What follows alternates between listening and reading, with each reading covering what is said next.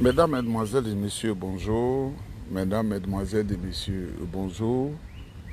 Le titre de cette vidéo, l'honorable Brendoumi Soumaïla, le député Brendoumi Soumaïla, porte-parole du PDCI-RDA, et Dr Osman Chérif du PDCI-RDA quitte la Côte d'Ivoire précipitamment après une tentative d'assassinat organisée sur leur personne par le RDR. Mesdames, Mesdemoiselles et Messieurs, c'est avec émoi et consternation que je vous annonce cette triste nouvelle. Mesdames, Mesdemoiselles et Messieurs, vous savez, j'ai des milliers de sources d'informations dans le monde et la Côte d'Ivoire, qui est ma patrie de naissance, n'échappe pas à la règle. Je suis informé à la minute. Au moment où je vous parle, le député Brendoumi Soumaïla est arrivé en France, il est en sécurité. Et Dr Osman Chérif est en sécurité à Londres. Mesdames, Mesdemoiselles et Messieurs, je voudrais saluer ma modeste personne et tous ceux et toutes celles qui ont rendu cela possible. Je voudrais saluer Dieu, remercier Dieu pour leur vie. Et ils sont hors de danger. Vous allez entendre bientôt que des accusations farfelues, tentatives de coup d'État, tentatives de réveiller le CNT, tentatives de violer des femmes, tentatives d'agresser des gens, tentatives de je ne sais quoi. Il y a toujours des méthodes particulières au RDR, RHDP pour accuser, pour avoir raison sur les gens. Mais moi, je vous dis que l'honorable député Brendoumi Soumaïla est hors de danger et Dr Osman Chérif est hors de danger. Ils sont en Europe et certainement ils devraient continuer, et je ne vous annonce pas que peut-être que je les recevrai ici. C'est pas ce que j'ai dit. Je n'ai pas dit qu'ils viendront se cacher chez moi. Je ne l'ai pas dit. Je n'ai pas dit qu'ils viendront se cacher chez moi. Mais au-delà de tout ça, je voudrais adresser un message tout particulier au président Alassane Ouattara. Un message parce que je suis dépassé par ce genre de comportement de son régime qui est devenu la Gestapo d'Adolf Hitler, du chancelier, du Führer Adolf Hitler. En Côte d'Ivoire, quand tu tousses, on t'arrête dans la rue. Quand tu grattes la peau, on t'arrête dans la rue. Quand tu dis je ne suis pas content, on te met aux arrêts. Et pourtant, ces gens du RDR-HDP, ils avaient dit qu'ils étaient des oufouettistes, des cœurs sans pardon, des cœurs qui n'aiment pas la contradiction.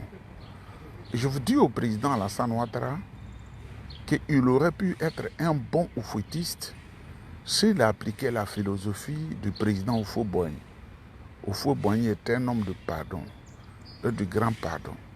Et Houphouët n'accusait pas les gens à tort. Et Houphouët savait pardonner. Mais avec Alassane Ouattara, il n'y a pas de pardon. Alassane Ouattara, c'est la baïonnette, c'est la fusilcratie. Cher père, tu as détruit ton nom. Hein? Tu as détruit ton nom. Ton nom n'entrera pas grand dans les annales de l'histoire de la République de Côte d'Ivoire. C'est pourquoi tous ceux qui travaillent avec toi, qui sont encore éclairés, beaucoup ne sont pas contents. Et naturellement, grâce à eux, nous avons l'information de première main. Je pense qu'il est encore temps d'échanger. Dans la recherche du 4e mandat anticonstitutionnel, tu as décidé de détruire les enfants dignes de Côte d'Ivoire. Qu'est-ce que l'honorable Brindoumou Soumaïla a fait de mal? Il est au PDCI-RDA. Il est député du PDCI-RDA. Il est porte-parole du PDCI-RDA. Le PDCI, c'est un parti de combat, c'est un parti de lutte. Pourquoi le détruire? Pourquoi vouloir lui faire du mal? Le jeune docteur Chérif Osman, qu'est-ce qu'il a dit de mauvais? Il est à l'opposition, le PDCI-RDA. Il donne la parole pour que le PDCI-RDA vienne au pouvoir. Au RDA, vous avez été plus grave que ça. Président Alassane Ouattara, connais-tu ces phrases que je vais dire? Je vais frapper ce pouvoir moribond. Il va tomber. Je vais rendre ce pays ingouvernable. Je crois que ces paroles sont sorties de ta bouche. On ne t'a pas mis en prison. En 2000, l'arrêt Tiakone a dit clairement ce que tu es en réalité. Mais en 2005, le président Laurent Gbagbo a pris l'article 48 pour faire de toi président de la République. Je crois que il est encore temps que tu changes tes méthodes. Parce que c'est vrai, mais quand on voit ton âge, Hitler qui est mort en 1945, tu n'avais que 3 ans. Mais j'ai appris que tous les livres que tu lis Machiavel, le Prince de Machiavel, qui est le livre sur lequel tu couches ta tête pour dormir et tu lis les écrits secrets, Mein Kampf, c'est-à-dire mon combat, d'Adolf Hitler, et cela t'inspire, vieux. Il faut changer tes manières de faire. Parce que ce que tu fais là, nos frères qui sont dans la police, quand je dis nos frères, les Djoula, les Sionofo, les Bété, les Baoulé, les Adjié, tout le monde est étouffé par tes méthodes. Toutes tes pratiques ne vont à l'encontre de la morale. La vie humaine, elle est sacrée. Et Oufo le disait, tu n'es pas un oufotiste, le vieux Grigou. Un vieux Grigou, c'est un vieux qui est fatigué. Et quand on te voit, tu danses pour aller en arrière. Moi, je n'ai jamais vu une danse comme ça. Moi, j'étais un grand danseur. Hein. C'est nous qui avons mis en place le Zougourou que vous dansez là, à la cité universitaire. J'étais un très grand danseur. Ce n'est pas les muscles fatigués. À 55 ans, là, ce n'est pas ça. Mais j'étais un grand danseur. Mais on n'a jamais dansé pour aller en arrière. Mais on t'a vu au stade de Bimpe en train de faire une démonstration, une nouvelle danse pour aller en arrière. Le vieux, tu aimes papa. Et je sais que tu aimes tes enfants, tu aimes tes petits-enfants. Il faut aussi aimer les enfants et les petits-enfants des autres. Tu ne dois pas expérimenter les méthodes hitlériennes contre les enfants des autres. Il faut changer. Une autre chose, je voudrais vous dire que le PDCI RDA du président Tidiane Thiam et le PPACI du président Laurent Gbagbo appellent à la présentation officielle des actes de constitution du Front commun. On passe à une vitesse supérieure. On ne peut pas se laisser intimider par les menaces du régime du président Alassane Ouattara. On n'a pas peur. Mesdames, Mesdemoiselles et Messieurs, Front commun, c'est le mercredi 16 juillet 2025 à la maison du PDCI-RDA à Cocody. C'est le mercredi 16 juillet 2025 à la maison du PDCI-RDA qu'aura lieu la constitution du Front commun PDCI-RDA-PPACI, à présentation officielle des actes de constitution. Deuxième chose, nous sommes en plein parrainage de la candidature du président Tidiane Thiam.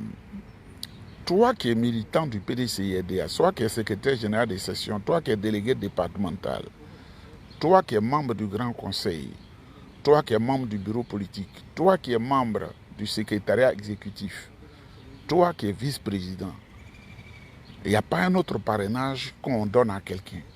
Quand vous êtes dans un mouvement et que vous avez décidé, vous maintenez votre parole jusqu'au bout. quand vous avez décidé, là, vous maintenez vos paroles jusqu'au bout. Je ne dis pas que quand tu es au PDCI-RDA, tu ne peux pas avoir des amis au RDA, RHDP. Je ne l'ai jamais dit.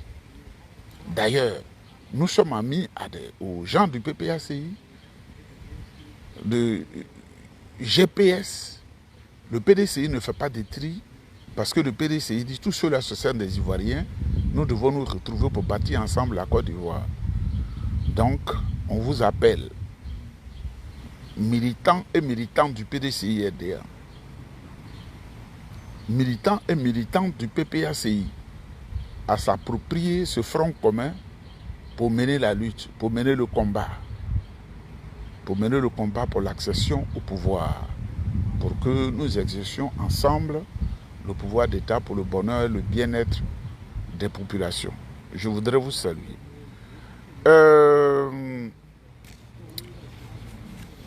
Ce que nous apprenons, hier, j'ai fait une déclaration où j'ai parlé à mon aîné, le maire de Cocody, Jean-Marc Yassé.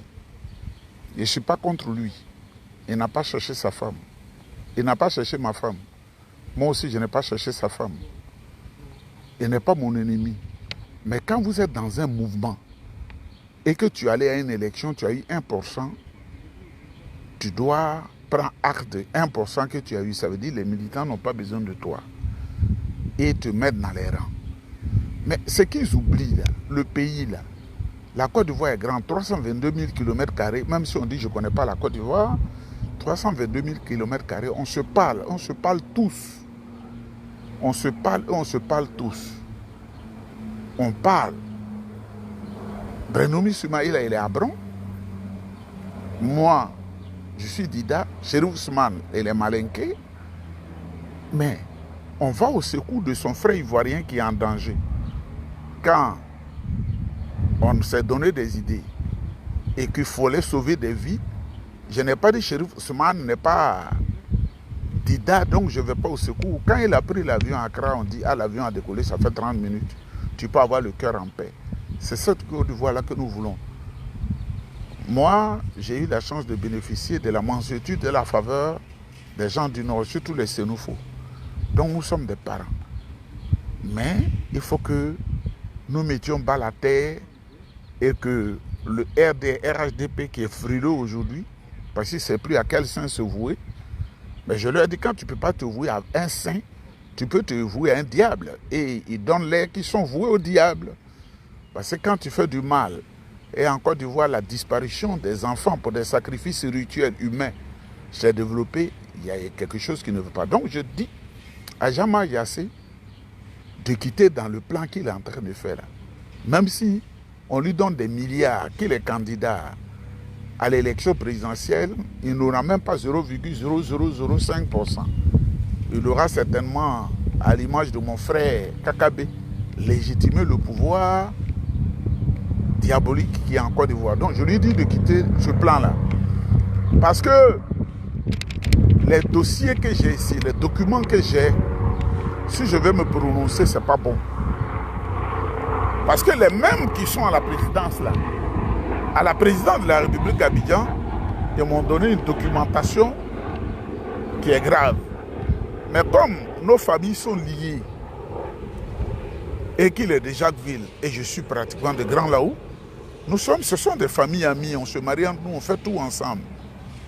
Ma tante, mon oncle s'est marié, mon oncle maternel s'est marié à la petite soeur, une des petites sœurs de Yassé Grégoire Philippe, ancien président de l'Assemblée nationale. Donc, mon oncle là avait pour épouse la tante de Jean-Marc Yassé. Ce sont des familles amies. Et il le sait. La maman de Raoul, qui sont tes cousins, là, ils étaient mariés à mon oncle maternel. Donc nous sommes famille. Mais au PDCI-RDA, quand tu t'attaques au fétiche qu'est le PDCI-RDA, on oublie la fraternité, on oublie la famille, on te met au point. Parce que tout ce que tu fais là, on nous dit, on nous rapporte. Mais il y a des choses que je ne vais pas dire pour le moment, parce que je dis l'aîné il va se discipliner. Tu vois, tu as eu un comportement qui n'est pas bon. Le président Bédié ne voulait plus de toi. Mais tu as su négocier et Mme Bédié t'a accepté. Et notre soeur, notre fille, la fille de l'ambassadeur Wonien, qui voulait être le directeur du protocole, Yasmina Wonien, qui voulait être maire à Cocody, on l'a écarté, on t'a donné une deuxième chance. Mais tout ça, là, ça ne te dit rien. Comme ta tante Henriette Dagri Diabaté est dans la nébuleuse et que ton cousin maternel, Amontano, est dans la nébuleuse, tu penses qu'il faut jouer à ce jeu. Moi, j'ai toutes les informations. Ce que j'ai fait pour le gouvernement, là, pour l'État de Côte d'Ivoire, c'est des choses que je dirai devant Dieu. Seul Dieu saura, parce que c'est lui qui va me juger. Et je ne le dirai pas maintenant. Mais si je devais le dire, les gens allaient se dire, ah, tu avais quel âge et puis tu l'as fait. Mais par amour pour mon pays, pour ne pas que le pays s'effondre. Voilà. Donc il faut quitter dans ce schéma-là. Cher aîné, quitte dans ce schéma-là, ça ne te ressemble pas. Une autre chose, quand on est traître dans l'âme, on est traître pour toujours. Awa Dommelo, dans l'arène de la trahison. Awa Dommelo.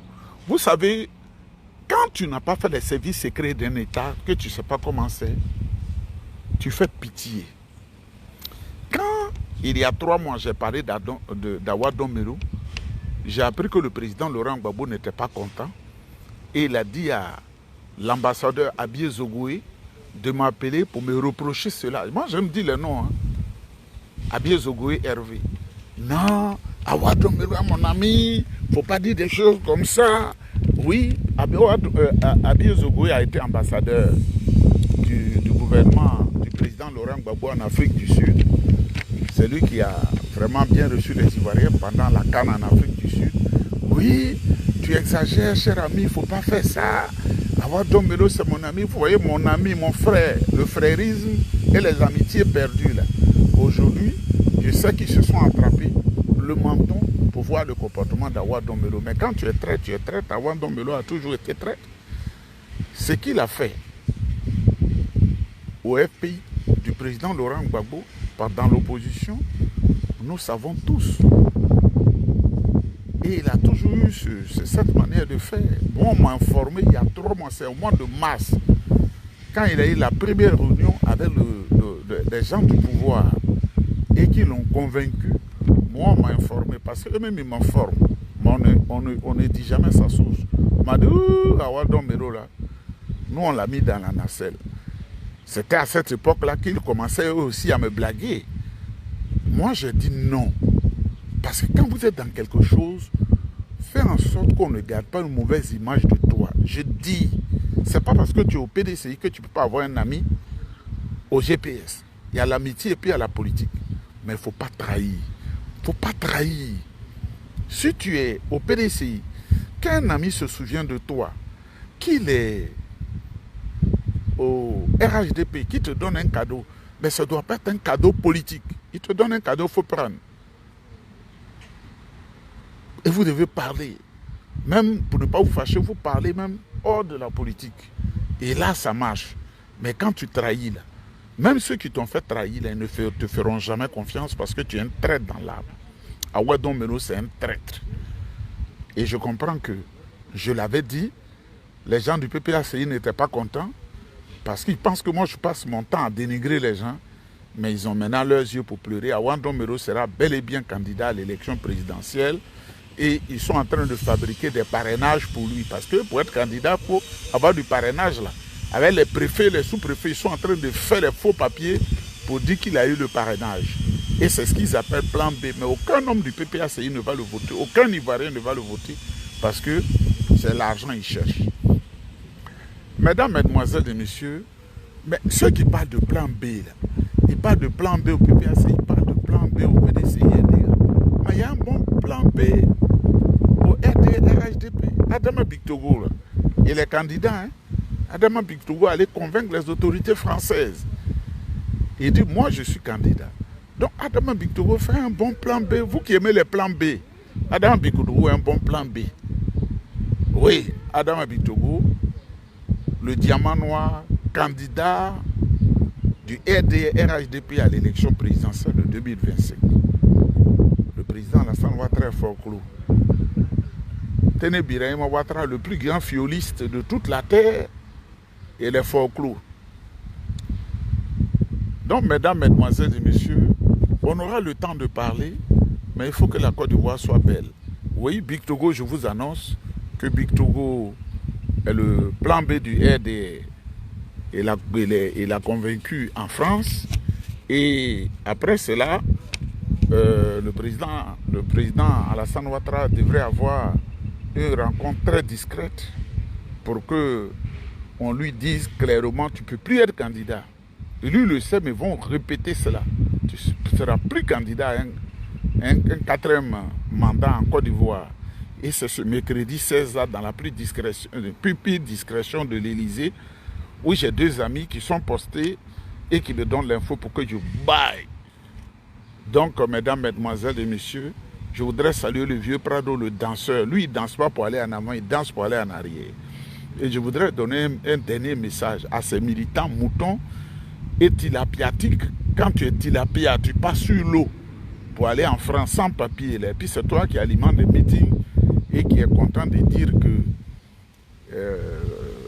comment on appelle, le pays a un taux de croissance exponentielle. Nous sommes dans l'émergence et tout ça. Tu es à Paris, tu ne gagnes même pas à manger. Ce n'est pas une malédiction, ça. Le droit de l'homme, là, le repas primaire, matin, midi, soir, tu peux manger entre les repas, mais matin, midi, soir. Si tu n'as pas, c'est que Dieu t'a fui. Dieu t'a fui, l'Esprit de Dieu ne te connaît pas. Donc, je voudrais leur dire, j'ai pitié pour eux. J'ai vraiment pitié pour eux. Moi, là, si je vous annonce que j'ai quitté mon emploi aujourd'hui, demain j'ai un autre emploi. Parce que mon vrai CV est positionné partout. Même on m'a dit, Abdallah m'a dit de retourner dans les services financiers. Il est venu même jusqu'à, le directeur est venu jusqu'à chez moi à la maison. Ça fait 2 semaines. C'est un Marocain et un grand directeur. Il m'a parlé, telle faveur. J'ai dit non. Vous savez que les billets d'avion ont doublé, triplé depuis la Covid. Si tu es dans quelque chose, que tu peux voyager gratuitement, il ne faut pas quitter dedans facilement comme ça. Hein. Tu es dans quelque chose où tu peux passer dans le monde entier. Et puis quelqu'un va te blaguer, tu vas aller dire, je vais travailler dans le service financier. Service financier, là. Ce que tu gagnes en plus, c'est ce que tu apprends pour payer les billets d'avion. Ici, la France, même quand tu vois le prix, même toi-même, tu es étonné. Or, je ne paye pas de billets d'avion sur toutes les compagnies. Je ne paye que les droits d'aéroport qui ne valent rien, $80, c'est-à-dire à peine 25 000 francs.